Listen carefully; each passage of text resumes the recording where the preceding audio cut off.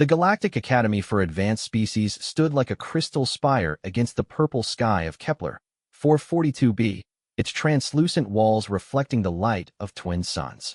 Students from across the galaxy walked through its corridors, their various forms creating a tapestry of evolution's creativity. Six-armed Zephyrians glided past, towering rock-like granite lords, while gaseous nebulae floated in specialized containment suits alongside insectoid hive queens. Among them walked Maya Chun, unremarkable by galactic standards. Her small human frame moved with quiet efficiency through crowds that barely noticed her presence. At 17 Earth years, she stood barely 5 feet tall, her black hair pulled back in a simple ponytail, dark eyes observing everything while revealing nothing. Where other students chattered excitedly in dozens of languages and communication methods, Maya remained silent. "Look at the little human," whispered Crix, a 7-foot-tall reptilian whose species had conquered 12 star systems before joining the Galactic Federation.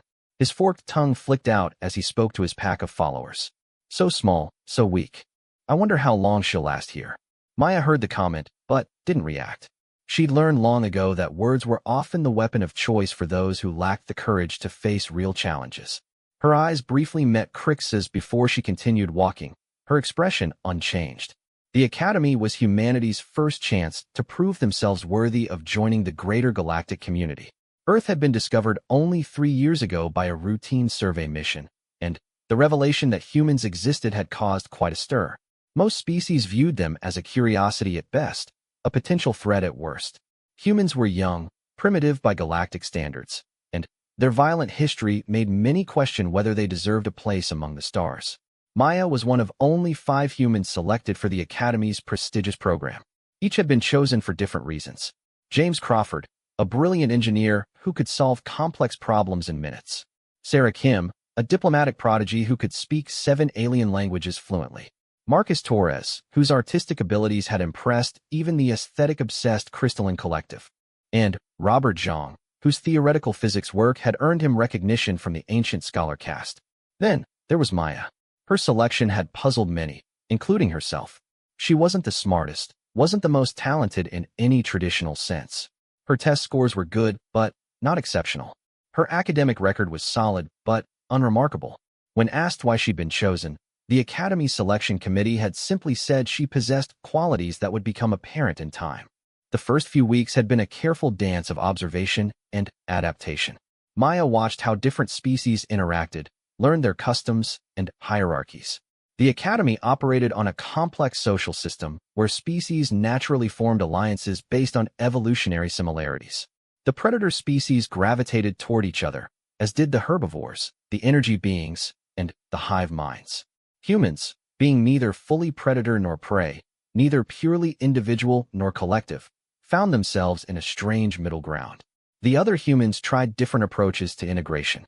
James impressed the tech-oriented species with his engineering skills. Sarah charmed the diplomatic castes with her linguistic abilities. Marcus found acceptance among the artist collectives. Robert earned respect from the academic elite.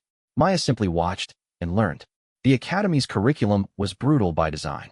Students faced not just academic challenges, but survival scenarios, combat simulations, and leadership tests. The philosophy was simple. The galaxy was a dangerous place, and those who would lead their species among the stars needed to be forged in fire. Physical education at the Academy was unlike anything on Earth. Students faced holographic monsters, navigated deadly obstacle courses, and participated in combat training that would have killed most beings if not for the Academy's advanced medical technology. Death was temporary here, but the lessons it taught were permanent. Maya excelled in these physical challenges in ways that surprised everyone, including herself.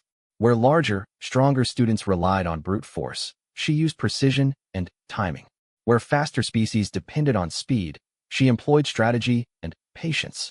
She rarely spoke during these exercises, earning her the nickname, the Silent Shadow, among her classmates. How does she do it? Sarah asked one evening as the human students gathered in their shared dormitory common area. They'd just finished a particularly brutal combat simulation where Maya had been the only student to complete the scenario successfully. That thing was the size of a building, and she just knew exactly where to strike. Pattern recognition, Robert suggested, adjusting his glasses as he reviewed his notes from xenobiology class. Humans are particularly good at it, evolved from our hunting heritage. Maya might be especially gifted in that area. It's more than that, James said, looking troubled. He'd been working on a group project with Maya and had observed her methods firsthand. She doesn't just recognize patterns. It's like she sees something the rest of us miss. Something that makes the biggest, toughest problems suddenly become simple. Marcus, who'd been quietly sketching alien anatomy for his art class, looked up. You know what's really strange? She never hesitates. Most of us, we analyze, we plan, we worry about making mistakes. Maya just acts, like she's absolutely certain of the outcome. What her human classmates didn't understand, what no one at the academy understood yet, was that Maya had been training for this her entire life without realizing it. Growing up in a rough neighborhood in Detroit, she'd learned to read danger before it announced itself. The slight change in someone's posture that preceded violence. The shift in group dynamics that signaled when a situation was about to turn deadly.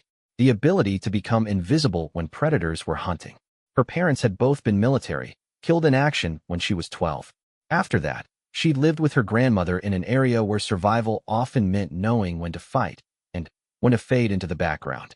She'd learned to move through hostile territory, to strike quickly when necessary, and to disappear when the situation demanded it. The Academy's challenges were deadlier in scale, but similar in nature to what she'd faced on the streets of Earth. The same instincts that had kept her alive as a child now served her among the stars. Attention students, announced Professor Thektar, a massive insectoid whose species had dominated several sectors before joining the Federation. His four mandibles clicked as he spoke, a sound that still made many students nervous. Today we begin our most challenging exercise yet. You will be divided into mixed species teams and dropped into a simulated hostile environment. Your mission is simple. Survive for 72 hours while completing specific objectives. Teams that fail to meet these objectives will face consequences that will affect your final standings. The simulation was set on a world designated as Hell's Garden by the Galactic Survey teams. Extreme weather, predatory plant life, toxic atmosphere, and unstable terrain combined to create one of the most dangerous environments known to exist. Students would face it in teams of 6, with each team including at least one member from each major species category. Maya found herself assigned to Team 7, along with Crix the reptilian, Zara a crystalline being who communicated through harmonic frequencies, Boom Boom an explosive enthusiast from the demolition cast, Whisper a gaseous entity in a mobility suit, and Apex a proud member of the warrior elite whose species had never known defeat in single combat. The team dynamic was immediately tense. Crix assumed leadership based on his species' military heritage. Apex challenged this assumption, believing combat superiority should determine hierarchy. Boom Boom wanted to solve every problem with explosives. Zara attempted to mediate through mathematical probability assessments. Whisper remained largely silent, communicating only when directly addressed. Maya said nothing during the initial team meeting, instead studying each member's behavior patterns, noting their strengths, weaknesses, and the subtle ways they revealed their true thoughts through unconscious movements and choices. The human will stay in the back, Crix declared, his yellow eyes fixing on Maya with obvious disdain. Humans are new to this game. We can't risk our mission on untested abilities. Maya nodded once, her expression neutral. She'd been underestimated before. It had always proven to be an advantage. The transport ship dropped them into Hell's Garden during the peak of a massive storm. Lightning crackled through the toxic clouds while acid rain pelted the landscape. The team had exactly 60 seconds to establish a safe zone before the transport left them to face whatever challenges the simulation would throw at them. Crix immediately began barking orders, trying to organize a defensive perimeter. Apex argued for an aggressive scouting approach.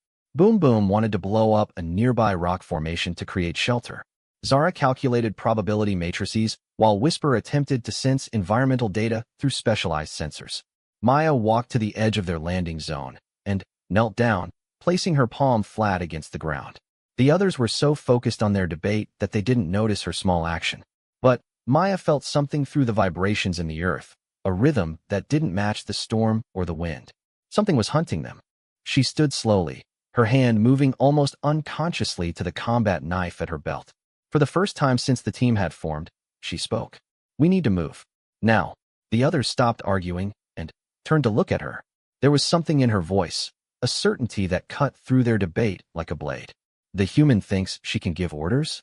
Crix hissed, but even as he spoke, his predator instincts were picking up the same signals Maya had noticed.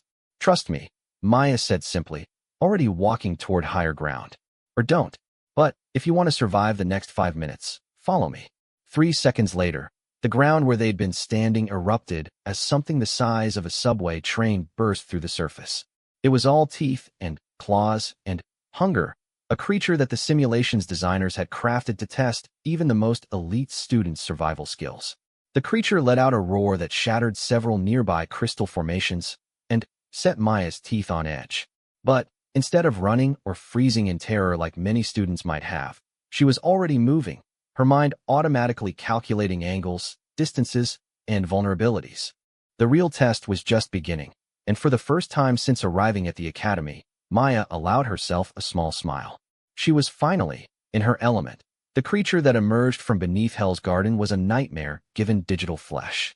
20 feet of crystalline scales, 6 legs ending in razor claws, and a mouth filled with teeth that could shear through starship hull plating. The Academy's simulation designers called it a Terran render, though no actual world had ever produced something quite so efficient at killing. Maya's teammates scattered in different directions, each following their species' evolutionary programming. Crix used his natural agility to leap to higher ground while drawing his plasma weapon. Apex roared a challenge and charged directly at the beast, energy blade crackling to life. Boom Boom began setting explosive charges with manic enthusiasm. Zara's crystalline form rang with harmonic frequencies as she attempted to confuse the creature's senses. Whispers simply vanished into a cloud of gas, dispersing to avoid the immediate threat. Maya did none of these things. Instead, she crouched low and remained perfectly still, watching the creature's movement patterns as it focused on the larger, more obvious threats. Her human brain processed information that the others missed. The way it favored its left side when turning. The slight delay in its rear leg movement that suggested an old injury or design flaw. The manner in which its head tracked targets, revealing a blind spot just behind its massive shoulder. The creature's first attack caught Apex mid-charge. One massive claw sent the proud warrior flying into a crystal formation with enough force to crack both the crystals and several of Apex's bones. Emergency medical nanobots immediately began working to prevent permanent damage, but Apex was effectively out of the fight. Crix's plasma shots scored direct hits, but barely scratched the creature's hide. His evolutionary advantage in terrain navigation meant nothing when the terrain itself was trying to kill him. Boom Boom's first explosive charge detonated directly under the creature's belly, lifting it off the ground, but only succeeding in making it angrier. Conventional tactics are proving ineffective, Zara sang in her harmonic language, her mathematical mind already calculating their probability of survival. Current combat approaches have a 12.7% chance of success. That's when Maya moved. She didn't charge like Apex or maintain distance like Crix. Instead, she approached from the creature's blind spot, using the cover of her teammates' attacks to get close. The Terran render was focused on Boom Boom, who was gleefully setting more charges while dodging massive claws, completely unaware that death was quietly approaching from behind. Maya reached the creature's rear leg and placed her hand against its hide. Through her palm, she felt the vibrations of its internal systems, the rhythm of its simulated heartbeat, the flow of data that powered its movements. For a moment that lasted less than a second, she existed in perfect harmony with the machine creature, understanding its nature completely. Then, she struck. Her combat knife found the exact point where the creature's armor plating joined its rear hip assembly. Not a random strike, but a precise cut that severed crucial connections. The creature's rear leg locked up immediately, throwing off its balance and causing it to stumble. Before it could recover, Maya was already moving again. She ran along its flank, her knife finding 2 more critical points in rapid succession. Each cut was minimal, barely an inch deep, but placed with surgical precision at spots where the creature's designers had never expected an attack. The Terran render turned to face this new threat, finally, noticing the small human who had been quietly dismantling its motor functions. Its roar of rage echoed across Hell's Garden's poisonous landscape. But Maya was no longer where the sound was directed. She had rolled underneath the creature and was now striking upward at its belly armor. Again, the cuts were small and precise, but they found gaps that larger weapons had missed entirely. Hydraulic fluid began leaking from the creature's damaged systems, mixing with the acid rain to create steaming puddles on the ground. How is she doing that? Whisper's gaseous voice carried a note of amazement that rarely entered the normally stoic entity's communications. Crix had stopped firing, his reptilian eyes fixed on Maya's impossible dance around the massive predator. Every instinct in his warrior's brain told him that what he was watching should not be possible. The human was too small, too weak, too slow to be doing what she was clearly accomplishing. Maya emerged from beneath the creature just as it collapsed, its rear legs no longer functional, its front legs struggling to support its massive weight.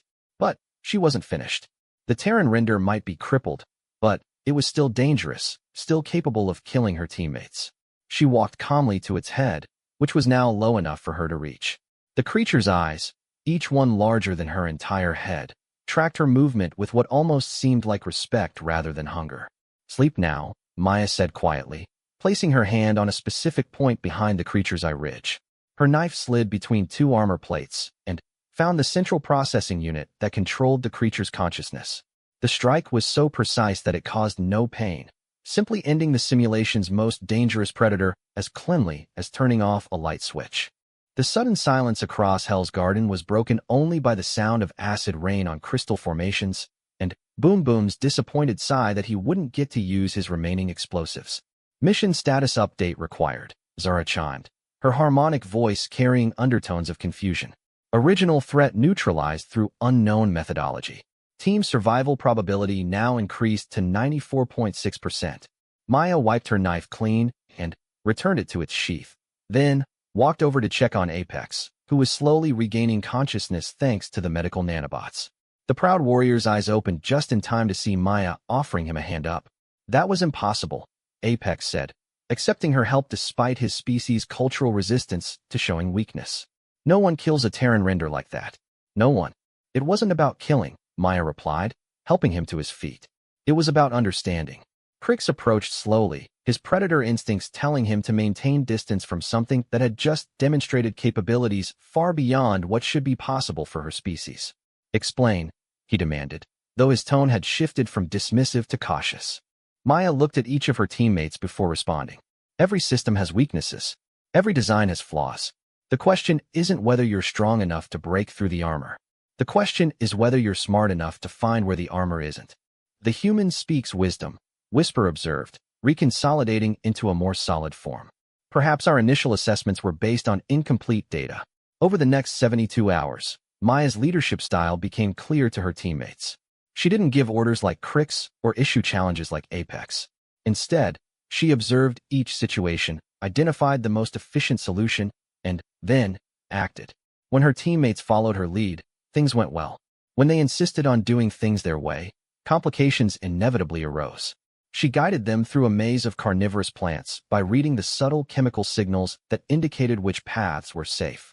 She led them to fresh water by following animal tracks that only she seemed to notice. When they encountered a pack of digital wolves, she negotiated safe passage by demonstrating submission behaviors that her teammates would never have thought to use.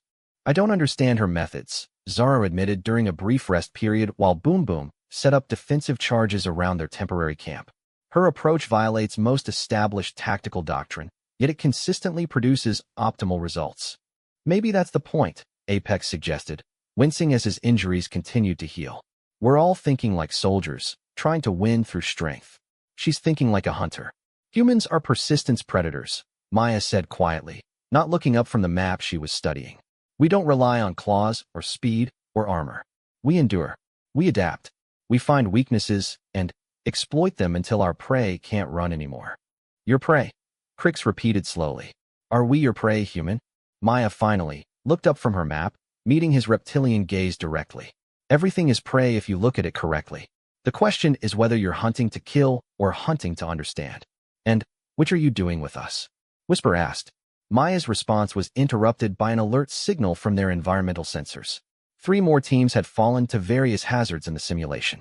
Team 7 was now one of only 4 groups still active in Hell's Garden, and the survival challenges were about to intensify significantly. "Motion detected," Boom Boom announced with his usual enthusiasm. "Big motion. Multiple contacts approaching from 3 directions. This is going to be fun." Maya stood and shouldered her pack, checking her weapons automatically. Around them, Hell's Garden was preparing to test their teamwork and survival skills in ways that would push each species to their evolutionary limits.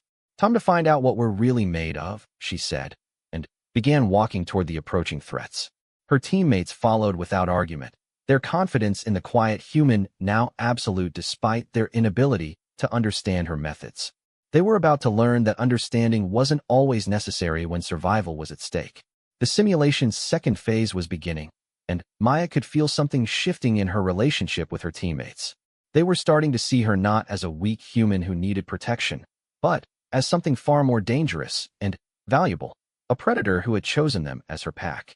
What they didn't yet realize was that this choice came with both protection and responsibility. Maya would keep them alive through whatever Hell's Garden threw at them. But, in return, they were becoming something they had never expected to be. They were becoming her weapons. The approaching threats detected by Boom Boom's sensors turned out to be a coordinated attack by the simulation's adaptive AI. 3 different types of digital predators, each designed to counter specific species advantages, were converging on their positions simultaneously. From the north came a pack of phase stalkers, creatures that could shift between solid and energy states to bypass most conventional defenses. From the west approached a single Titan Crusher, a siege beast designed to break through the heaviest armor and fortifications. From the south, a swarm of nerve weavers, spider-like creatures whose venom could paralyze neural systems across multiple species types. Any one of these threats would challenge a full team. Facing all 3 at once was meant to be impossible. Maya studied the tactical display for exactly 3 seconds, then began issuing instructions with quiet authority. "Boom Boom, you're with me. We're going to give the Titan Crusher something to chase. Crix, take Whisper, and deal with the phase stalkers using crossfire techniques. Zara, Apex, you handle the nerve weavers, but stay mobile." "Wait," Crix protested. "You're splitting our forces against superior numbers. That violates every principle of tactical combat." "It does," Maya agreed, "which is why it's going to work." Maya's plan unfolded with the precision of a Swiss watch, each piece falling into place exactly as she had calculated. What appeared to be tactical suicide to her teammates was actually an intricate understanding of predator psychology and system exploitation. The Titan Crusher charged toward Maya and Boom Boom's position with the unstoppable momentum of a freight train. Most students would have tried to avoid or outrun such a massive threat. Maya ran directly toward it. "This is insane," Boom Boom shouted gleefully as he followed her, his arms full of explosive charges. "I love insane." Maya had noticed something the simulation designers probably thought was too subtle for students to catch. The Titan Crusher's massive size required enormous energy expenditure to maintain, especially while moving at full speed. Its attack pattern was designed to end fights quickly through overwhelming force, but it had a critical weakness. It couldn't sustain maximum performance for extended periods. "When I give the signal, detonate everything you have directly behind it," Maya instructed as they sprinted toward what looked like certain death. Behind it, Boom Boom's explosive enthusiasm dimmed slightly as he processed this tactical choice. "Wouldn't it be more effective to blow it up directly?" "Trust me," Maya said, and there was something in her voice that made argument impossible. The Titan Crusher reached them just as Maya dove to the side, rolling under its massive claws and coming up behind its rear leg. Instead of attacking the creature, she slammed her palm against a specific point on its heel and felt the vibration patterns of its movement systems. "Now," she shouted. Boom Boom's explosives detonated in a chain reaction that shook the entire simulation zone. But instead of damaging the Titan Crusher, the explosions created a pressure wave that pushed the massive creature forward just as Maya had disrupted its balance sensors. The result was spectacular. The Titan Crusher, unable to compensate for the sudden change in momentum while its balance was compromised, crashed into a crystal formation with enough force to trigger a controlled avalanche. The creature found itself buried under several tons of simulated rock, effectively neutralizing the threat without actually destroying it. "Efficiency rating. Remarkable," Maya muttered to herself, already turning her attention to her teammates' battles. Meanwhile, Crix and Whisper were learning that Maya's tactical instructions were based on insights they'd never considered.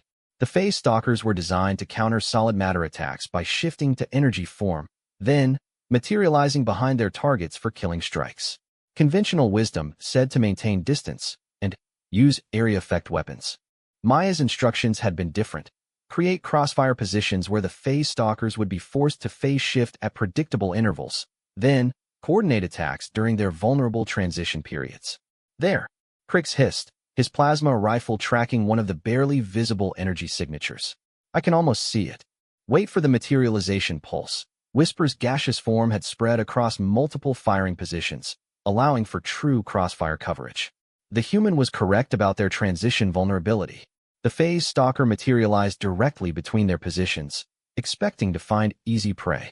Instead, it found itself caught in a devastating crossfire that exploited the precise moment when it was neither fully energy nor fully matter. The creature dissolved into scattered particles as its coherence matrix collapsed. The remaining phase stalkers, programmed with adaptive AI, immediately adjusted their tactics to avoid the crossfire trap. But Maya had anticipated this as well. She positioned Crix and Whisper so that the creature's evasive maneuvers would drive them directly into the path of Zara and Apex, who were dealing with their own tactical challenge. The Nerve Weaver swarm presented a different kind of problem. Their paralytic venom could disable any individual target, but their small size made them difficult to hit with conventional weapons. Most teams tried to create defensive perimeters and pick off the creatures one by one. Zara and Apex had initially attempted this approach until Maya's voice reached them through their communication system. Stop fighting them individually. Herd them. Herd them toward what? Apex demanded, his energy blade slicing through 2 Nerve Weavers while 3 more circled behind him. Toward each other, came Maya's response. It took Apex several more seconds of combat before he understood what Maya meant. The Nerve Weavers were programmed to avoid hitting each other with their paralytic attacks, which meant they maintained specific spacing patterns when attacking in groups. But if those patterns could be disrupted, Apex began using his warrior training not to attack the creatures directly, but to influence their positioning. Each slash of his energy blade forced specific Nerve Weavers to move in predictable directions. Zara picked up on the pattern immediately, her crystalline form resonating at frequencies that further influenced the creature's movement. Within minutes, the swarm had been compressed into a tight formation where their own paralytic attacks began interfering with each other. The creature's programming couldn't compensate for friendly fire scenarios they were designed to avoid, causing a cascade failure that neutralized the entire swarm. As the phase stalkers fled from Crix and Whisper's crossfire, they ran directly into the area where Zara and Apex had compressed the Nerve Weaver swarm. The resulting confusion allowed all 4 teammates to eliminate the remaining threats with minimal effort. When the immediate tactical situation was resolved, all 5 of Maya's teammates gathered around her, their expressions ranging from amazement to something approaching fear. "How did you know?" Zara asked, her harmonic voice carrying undertones of mathematical confusion. The probability calculations for all 3 engagements succeeding simultaneously were astronomical. No single individual should have been able to process that much tactical data in real time. Maya was studying their mission objectives display, apparently unconcerned by the impossible thing she'd just accomplished. "Pattern recognition," she said simply. "Every system has exploitable patterns. You just have to know how to look for them." "That's not an answer." Crix pressed, his reptilian instincts telling him he was in the presence of an apex predator despite all evidence suggesting otherwise. No species develops that level of tactical awareness without evolutionary pressure. What created that pressure for humans? Maya finally looked up from the display, meeting each of her teammates' eyes in turn. For the first time since they'd known her, she seemed to be considering whether to share something personal. "Humans didn't evolve on a friendly world," she said finally. "Everything on Earth was trying to kill us for millions of years. Our own planet, other species, other humans, our environment, our diseases, our weather. We survived by becoming better at reading threats than anything else that ever lived." "But you're not just reading threats," Whisper observed. "You're reading opportunities. You see weaknesses that shouldn't be visible." "Same skill set," Maya replied. "A threat and an opportunity are often the same thing, just viewed from different angles." Boom Boom had been unusually quiet during this exchange, but now he spoke up. "You're not really a student here, are you? You're something else." Maya considered this question longer than the others. When she answered, her voice carried a weight that made her teammates suddenly aware of how much about her remained unknown. "I'm exactly what the Academy's selection committee thought I was. The question is whether you're ready to find out what that means." Their conversation was interrupted by an emergency broadcast from the Simulation Control Center. "Attention all remaining teams. Phase 3 of the Hell's Garden survival exercise is now beginning. New objectives are being transmitted to your mission displays. Be advised, the simulation parameters have been updated to reflect actual combat conditions from recent Galactic Federation conflicts. Maya checked their new objectives and felt something shift in her understanding of what the Academy was really preparing them for. The mission details included terminology and tactical scenarios that went far beyond basic survival training. These were preparation protocols for actual war.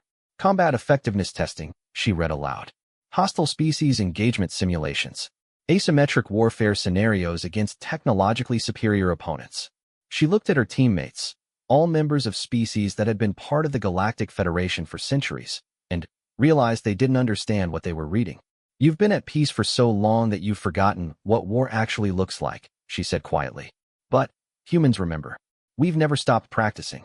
The Federation has been peaceful for over 300 years, Apex protested. There are no hostile species advanced enough to threaten us. Maya's expression went cold in a way that made all her teammates suddenly very aware of the weapons she carried.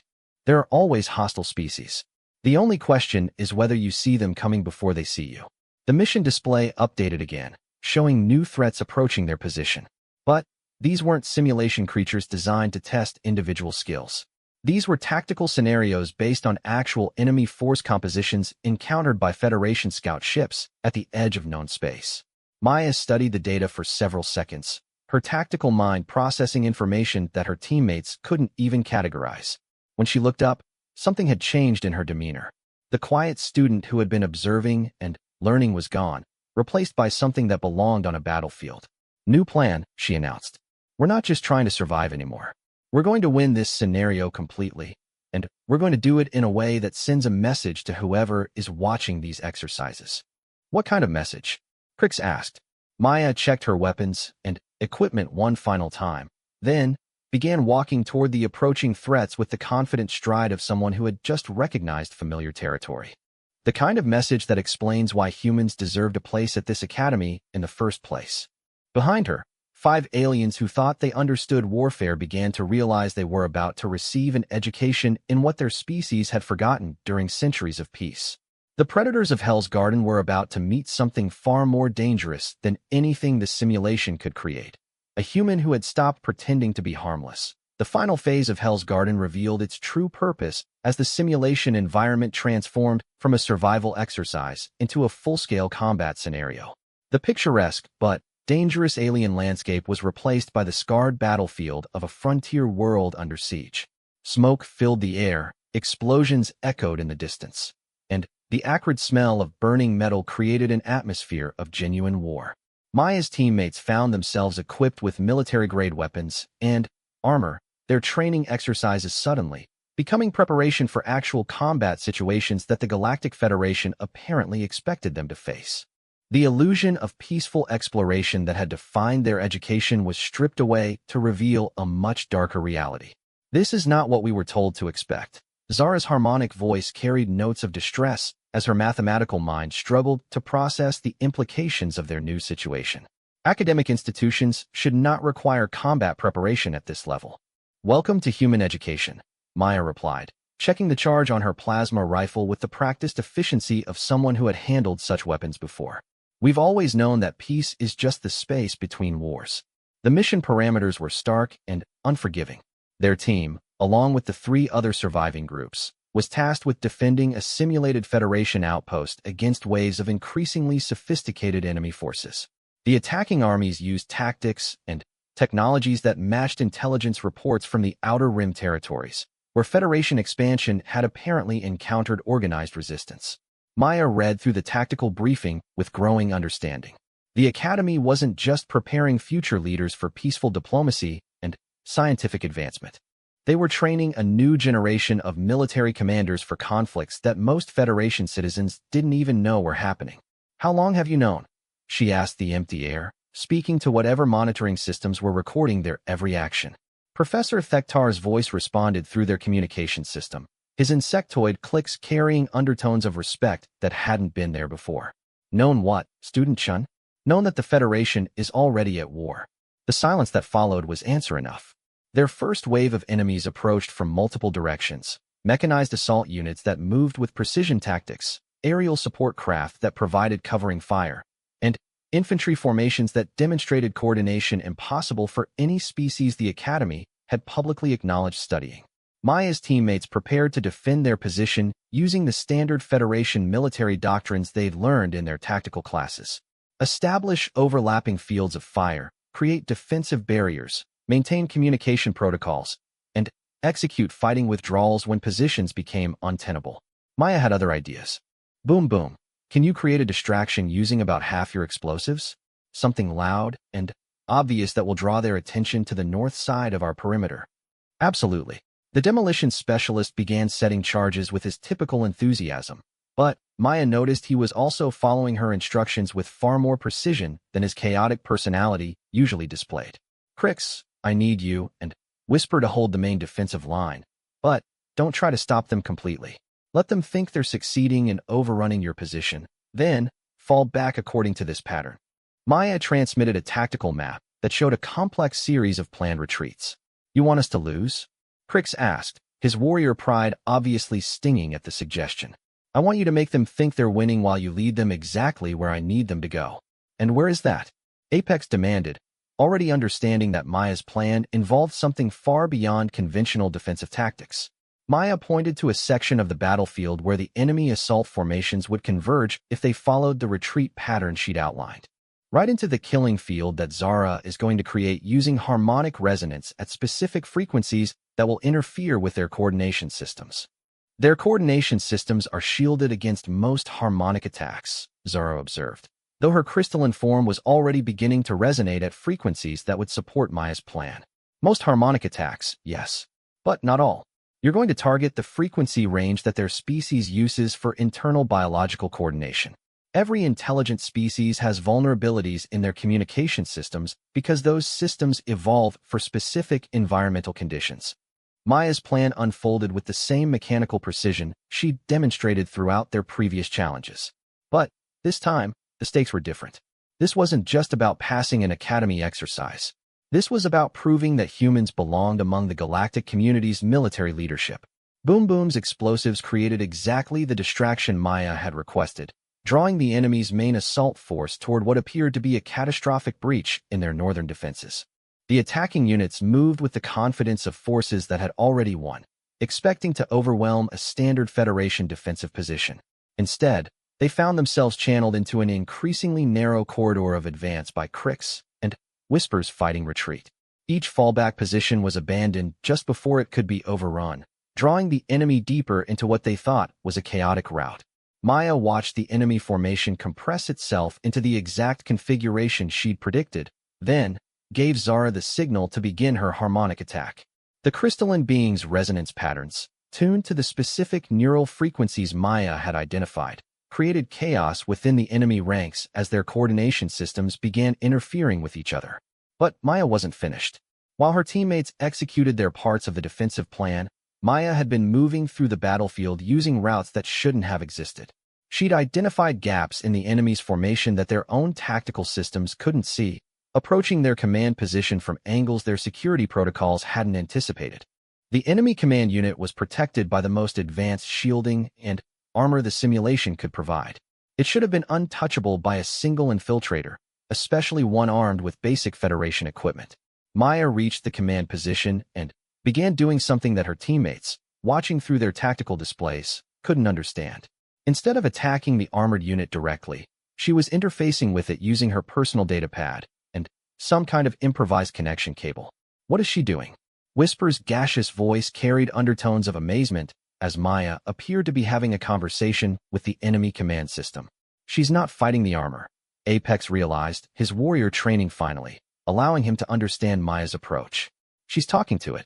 Through her improvised connection, Maya had accessed the command unit's communication protocols.